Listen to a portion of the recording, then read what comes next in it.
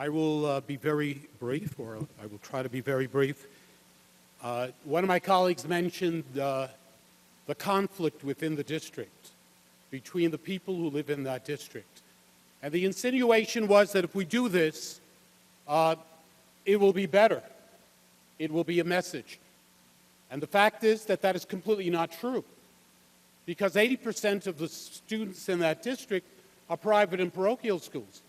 And the parents of those kids, as it is right now, feel that they are being singled out, that someone is pointing at them because of who they are. That's how they feel. I'm sure that's not the intention of the sponsors, but that's how they feel. So anyone who thinks for a moment that this is going to, everybody's going to get it after we do this, take away the power of the people who were elected by the people, this will not bring peace. Just to make something clear, because the question was asked of the sponsor lives in that area, and I would imagine would know some of these basic facts, has had a chance to prepare for this through at least the last 6 months or even the last couple of years. The question was asked very simple, discussion. And I'm only dealing with this because one of the worst things we could do is cast aspersions on people who are innocent, insinuate something that is not true for our personal purpose. And the question was asked very, very bluntly. Has anyone been accused? Has anyone been charged? Has anyone been found guilty of anything with regard to the issues that have been raised as to why we need to do this? Because it's out of control. So I want to make this very, very clear, based on the facts. We can't make up facts. We may see things differently, but we can't make up facts. The reality is, the fact is, no one has been charged. There's one single person, a assessor, someone not connected to the school board, whatever the circumstances were, but no one on the school board. And, you know, we have DAs and attorney generals and prosecutors who don't seem to have a problem going after anybody at the slightest thing. So no one has been charged. Let's make that very clear. The issue has been raised with regard to the money. You know, what this is going to cost. How many teachers could we hire? How many teachers could we hire with the monitor, with the staff that the monitor is going to need? You know, we create a new bureaucracy. And when you create a new bureaucracy in the state of New York, it stays in existence forever. Once it's in creation, it has every reason in the world to continue. The graduation rate, I think that's been made pretty clear. Can this school do better? The answer is yes, of course. Can your schools do better? All of you, and you know, some of your schools in your district, my district, the answer is yes, of course. Are the schools in this district so desperate, so out of control, so failing that we need to do something this drastic? Take away that power from these board members who don't know about education. That's what we accuse them of. What do they know about education? By the way, within our community, those 7 board members know an incredible amount about education. Their whole life is education. That's what our community is all about. Education, education, education. From the youngest age, we have our kids start in school earlier than anyone. Our kids stay in school every single day longer than anyone. You know, kids 5, 6, and 7 years old go to school till 6 o'clock at night.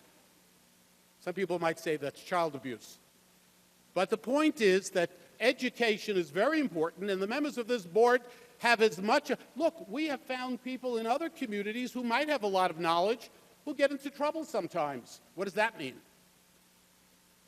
Legal fees. I'm just trying to, you know, the things that have been thrown against the wall so some of it would stick.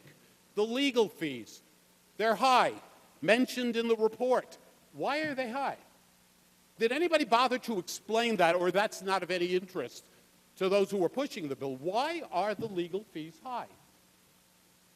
You know something? The legal fees are high when you have a community that is in conflict, disagreements, always.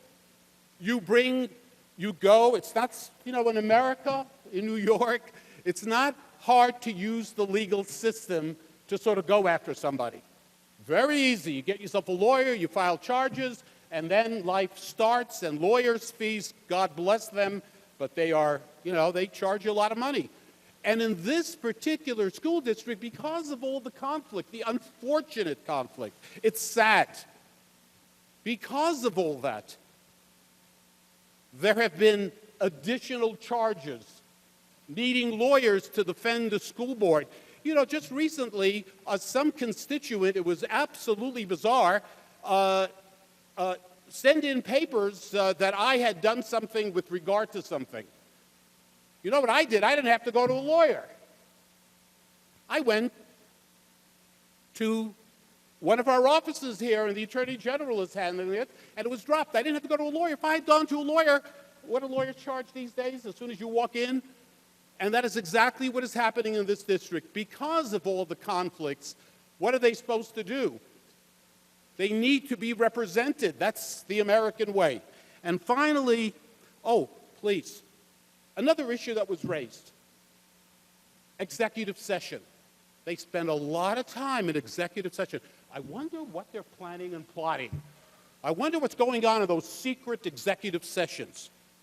So this is the information that I just got, just a little taste. I'm not going to spend 10 minutes giving you everything I have. In one school, Nanuet School District, in the same county on January 28th, they spend 91% in executive session. Another, on May 6th, 86% in executive session in another district. Okay, start writing that legislation, guys, ladies, gals. We got to have legislation. They're in executive session. And it goes on to talk about another district in Ramapo Central, neighboring district. On January 14th, spent 70% in executive session. On March 10th, ladies and gentlemen, 97% in executive session. This is one of the crimes of this district in East Ramapo. Spent too much time in executive session. And now I'm finished with one more point. My colleague mentioned the disparaging comments that were made. I'm with you on that part. It's outrageous. Anyone who makes disparaging comments, anyone who blatantly insults, hurts, denigrates, expresses anti-Semitic comments, I don't want to start reading all the different comments that have been made on the internet, in social media, etc. I'm not going to keep you here longer. All the nastiness that has gone on. But any board member or anyone else who makes disparaging comments, we condemn it. It should never happen, and we should do whatever we can to make sure that it doesn't happen. And if there's a law firm that is involved, that is insulting or degrading, I'll be the first one to join you and say, get rid of them. You must get rid of them. But that's no reason to defy democracy. That is no reason to destroy the basic fundamentals of what we believe.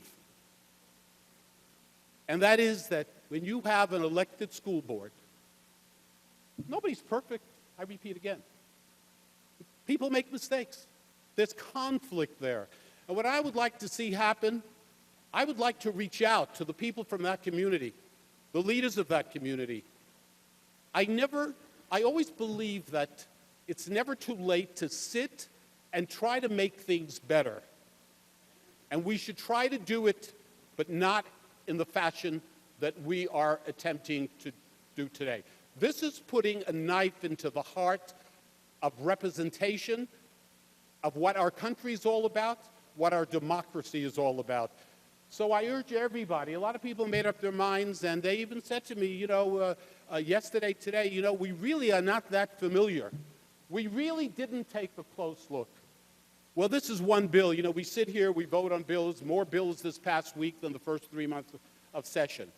This is one that everyone, and by the way, my colleagues from East Ramapo, I don't for a moment question your sincerity. I don't for a moment question that you care deeply, but I care deeply just as well about students and education, even if I am 60 miles away. But I ask everyone here, whatever your commitments were before, the right thing to do, in my opinion, is to vote against this bill and we should pursue finding a way to bring the two communities together. That's what we need to do. Thank you very much.